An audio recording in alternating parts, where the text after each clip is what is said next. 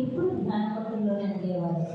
బాహ్య ప్రపంచంలో నిరంతరం ఒక పరమాత్ముడే అయినా సాక్షిగా ఉండే తత్వం, ఒక కృష్ణుని చూసి సాక్షిగా ఎలా ఉండాలి, ఎన్ని శక్తులు ఉన్నా, ఎలాంటి స్థితిలో ఉన్నా ఈ బాహ్య ప్రపంచం ఎలా ఉండాలో తెలిసింది.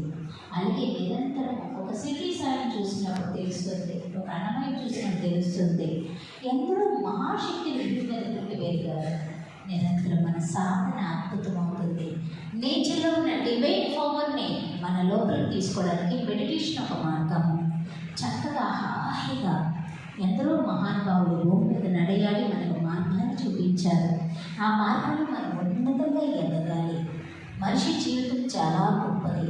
ఆ గొప్పతనంలో ఎప్పుడు ఆనందంగా ఉండాలంటే ప్రకృతితో లైన్ అవ్వాలి, నేచర్తో కనెక్ట్ అవ్వాలి, ఆ డివైన్ పవర్లో కలిసిపోవాలి. అప్పుడే నీ లోపల ఒక అద్భుతమైన శక్తి ఉందని నీకు తెలుస్తుంది. ఎంతో అద్భుతమైన గని మన లోపల ఉంది, అచంచలమైన శక్తి మన లోపల ఉంది. అలాంటి శక్తి తెలియాలంటే మనలో మనం ఉత్తరించు